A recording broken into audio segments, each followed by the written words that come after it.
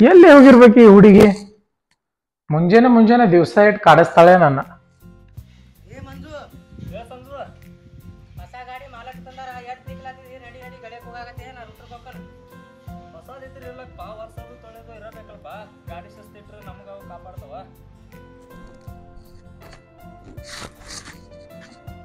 ಹಾಕೋಗಳು ಅಲ್ಲ ಮಗ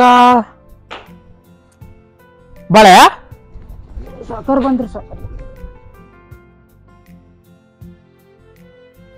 ಲಕ್ಷ್ಮಿ